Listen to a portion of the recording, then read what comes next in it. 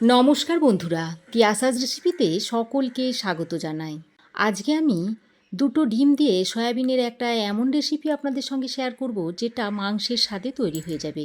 এটা আপনারা শুধু গরম ভাতের সাথে নয়, রুটি, পরোটা, এমনকি ফ্রায়েড রাইসের সঙ্গেও সার্ভ করতে পারবেন। রেসিপিটা বানানো খুব সহজ। ঘরে থাকা কয়েকটা সামান্য উপকরণ দিয়েই রেসিপিটা তৈরি হয়ে যায়। আর খেতে তো অসম্ভব টেস্টি হয়। আশা করছি রেসিপিটা আপনাদেরও ভালো লাগবে। আমার চ্যানেল এখনও না সাবস্ক্রাইব করে থাকলে প্লিজ চ্যানেলটা সাবস্ক্রাইব করার অনুরোধ রইল। ডিম সয়াবিনের রেসিপি বানানোর জন্য এখানে আমি 100 গ্রাম সয়াবিন নিচ্ছি। এবার আমি এই সয়াবিনগুলোকে জলে 5 মিনিট সেদ্ধ করে নেব। তার জন্য একটা কড়াইয়ে বেশ খানিকটা জল দিয়েছি। এবার এই গরম জলের মধ্যে সয়াবিনগুলো দিয়ে দিচ্ছি। এবার এর মধ্যে অল্প সামান্য পরিমাণে নুন দিয়ে দিচ্ছি। নুনটা দিয়ে ভালো করে নেড়েচেড়ে নিয়ে সয়াবিনটাকে 5 মিনিট গরম জলে সেদ্ধ করে নেব। দেখুন, গরম জলে সয়াবিনটাকে 5 মিনিট সেদ্ধ করে নিয়েছি। আর দেখুন সয়াবিনটা ফুলে কতটা বড় হয়ে গেছে। এবার এগুলোকে একটা স্ট্রেনারের সাহায্যে ছেঁকে তুলে নিচ্ছি।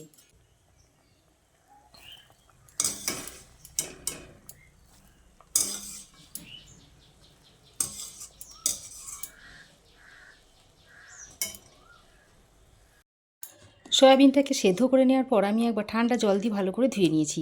এবার আমি এই সয়াবিনের ভিতর থেকে এই জলটাকে চিপে বার করে দিচ্ছি।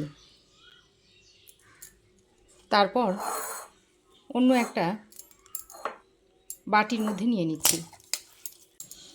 যত দূর সম্ভব জলটা চিপে বার করে দিতে হবে।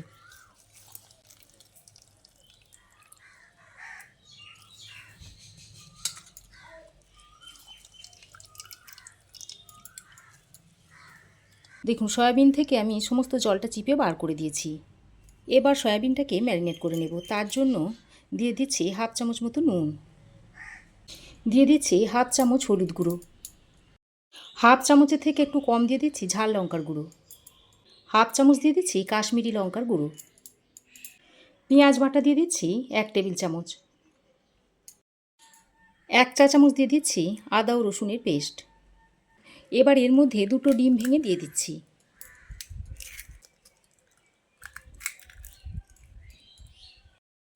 এবার সব কিছুকে আমি হাতের সাহায্যে ভালো করে মেখে নিচ্ছি।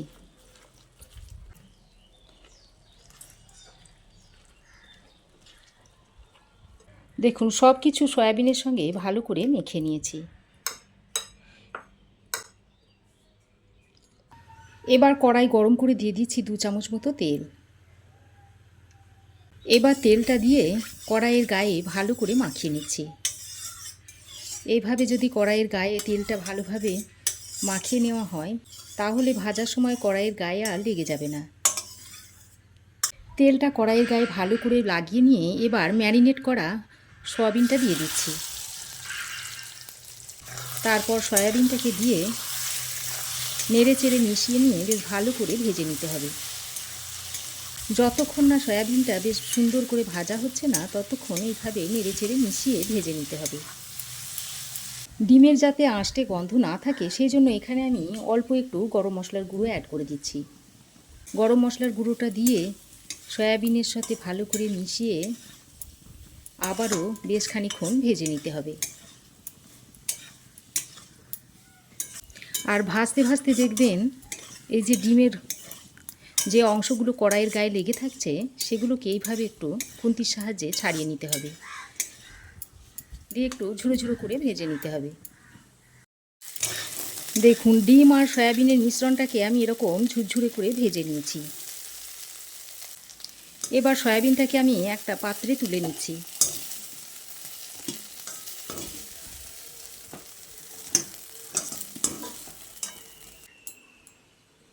সয়াবিনটাকে তুলে নিয়ে এবার ওই কড়াইয়ের মধ্যে দিয়ে দিচ্ছি আবারও 2 চামচ মতো সর্ষের তেল। এবার এই তেলের মধ্যে দিয়ে দিচ্ছি হাফ চামচ গোটা জিরে, দিয়ে দিচ্ছি গরম মশলা, দিয়ে দিলাম একটা এলাচ আর লবঙ্গ, আর একটা শুকনো লঙ্কা ফাটিয়ে দিয়ে দিচ্ছি, আর একটা তেজপাতাকে ছিঁড়ে দিয়ে দিচ্ছি। এবার ফোড়নটাকে কিছুক্ষণ নেড়ে চেড়ে মিশিয়ে নিয়ে এর মধ্যে দিয়ে দিচ্ছি একটা মিডিয়াম সাইজের কুচনো পেঁয়াজ। এবার পেঁয়াজটাকে দিয়ে ফোড়নের সঙ্গে বেশ কিছুক্ষণ নেড়ে চেড়ে ভেজে নিতে হবে। পেঁয়াজের মধ্যে যখনই একটা হালকা কালার চলে আসবে সে পর্যন্ত পেঁয়াজটাকে ভেজে নিতে হবে। পেঁয়াজটা দিয়ে ফোড়নের সঙ্গে দেখুন বেশ কিছুক্ষণ ভেজে নিয়েছি, আর পেঁয়াজে একটা হালকা কালার এসে গেছে। এবার এখানে 1 চামচ মতো আদা ও রসুনের পেস্ট দিয়ে দিচ্ছি। সঙ্গে দিয়ে দিচ্ছি একটা মিডিয়াম সাইজের কুচনো টমেটো। আর টমেটোটা যাতে তাড়াতাড়ি নরম হয়ে আসে সেই জন্য এখানে অল্প পরিমাণে একটু নুন দিয়ে দিলাম। তারপর আদা রসুন আর টমেটোটা দিয়ে পেঁয়াজের সঙ্গে কিছুক্ষণ নেড়ে চেড়ে মিশিয়ে নিতে হবে। এইভাবে নেড়ে চেড়ে বেশ কিছুক্ষণ কষিয়ে নেব। এর ফলে আদা রসুন ও টমেটো বেশ ভালোভাবে দুটোই একসঙ্গে কষানো হয়ে যাবে। টমেটো আদা রসুনের পেস্টটা দিয়ে পেঁয়াজের সঙ্গে বেশ কিছুক্ষণ কষিয়ে নিয়েছি। আর এতে করে আদা রসুন ও টমেটো দুটোরই কাঁচা গন্ধটা চলে গেছে। এবার আমি এখানে কিছু গুঁড়ো মশলা অ্যাড করে দিচ্ছি। দিয়ে দিচ্ছি 1/2 চামচ পরিমাণ হলুদ গুঁড়ো, জিরে গুঁড়ো দিয়ে দিচ্ছি 1/2 চামচ, ধনে গুঁড়ো দিয়ে দিচ্ছি 1/2 চামচ, কাশ্মীরি লঙ্কার গুঁড়ো দিয়ে দিচ্ছি 1/2 চামচ, ঝাল লঙ্কার গুঁড়ো দিয়ে দিচ্ছি 1/4 চামচ, আর দিয়ে দিচ্ছি অল্প পরিমাণে একটু মিট মশলা। আমি এখানে মিট মশলা দিচ্ছি, তবে আপনারা চাইলে চিকেন কারি মশলাটাও দিতে পারেন। তারপর মশলাটা যাতে পুড়ে না যায় সেই জন্য অল্প পরিমাণে একটু জল দিয়ে দিচ্ছি। এবার সব কিছুকে একসঙ্গে ভালো করে কষিয়ে নিতে হবে। বেশ খানিকক্ষণ সময় ধরে মশলাটাকে ভালো করে কষিয়ে নিতে হবে। মশলা যত ভালো করে কষাবেন রান্নার স্বাদ কিন্তু ততই বাড়বে। এইভাবে চিকেন কারি বা মিট মশলা দিয়ে যদি মশলাটাকে কষিয়ে নেন তাহলে সয়াবিনটা মাংসর স্বাদে রান্না করে নিতে পারবেন। দেখুন মশলা খুব ভালো করে কষিয়ে নিয়েছি। এবার এখানে আরও কিছুটা পরিমাণে নুন দিয়ে দিলাম, আর দিয়ে দিচ্ছি অল্প একটু চিনি। স্বাদের ব্যালেন্সের জন্য আমি এখানে চিনিটা দিই, তবে যারা চিনি অপছন্দ করেন চিনিটা দেবেন না। নুন আর চিনিটা দিয়ে আরও একবার ভালো করে মশলার সঙ্গে মিশিয়ে নিচ্ছি। তারপর এখানে ডিম দিয়ে ভেজে রাখা সয়াবিনগুলো দিয়ে দিচ্ছি। সয়াবিনটা দিয়ে মশলার সঙ্গে ভালো করে মিশিয়ে নিচ্ছি। সে সময় গ্যাসের ফ্লেমটাকে লো টু মিডিয়ামে রেখে দেবেন, তা না হলে কড়াইয়ের নিচে লেগে যেতে পারে। দেখুন সয়াবিনটা দিয়ে মশলার সঙ্গে খুব ভালো করে মিশিয়ে নিয়েছি। সয়াবিনটাকে মশলার সঙ্গে ভালো করে মিশিয়ে নিয়ে এবার আমি এখানে পরিমাণ মতো জল অ্যাড করে দিচ্ছি। জলটা দিয়ে সয়াবিনের সঙ্গে খুব ভালো করে মিশিয়ে নিচ্ছি।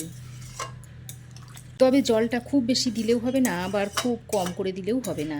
যেহেতু এটা ঝোলও হবে না, আবার খুব শুকনো শুকনোও হবে না, এটা একটু মাখো মাখো টাইপের হবে। জলটা দিয়ে সব কিছু একসঙ্গে ভালো করে মিশিয়ে নিয়েছি। এটা আপনারা ভাতের সঙ্গেও যেমন খেতে পারবেন, তেমনি রুটি, পরোটা, লুচি সব কিছুর সঙ্গেই খেতে পারবেন।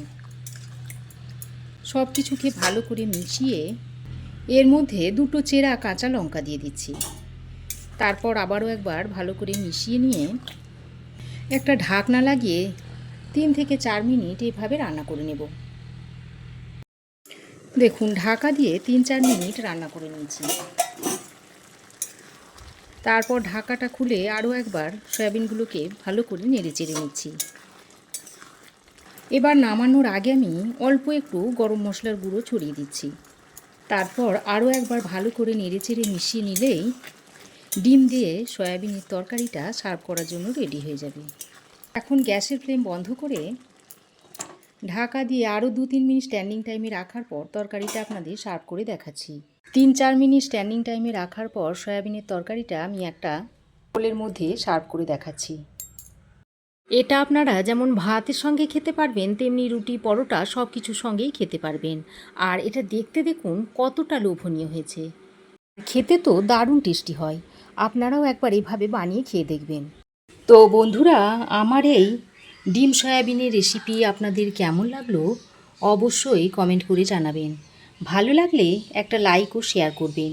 পাশে থাকা বেল আইকনটাও অবশ্যই প্রেস করবেন। আর আমার চ্যানেলে নতুন বন্ধু হয়ে থাকলে প্লিজ চ্যানেলটা সাবস্ক্রাইব করার অনুরোধ রইল। আজ এ পর্যন্তই। আবার দেখা হবে নতুন কোনো রেসিপি নিয়ে নেক্সট এপিসোডে। সে পর্যন্ত ভালো থাকবেন, সুস্থ থাকবেন। ধন্যবাদ।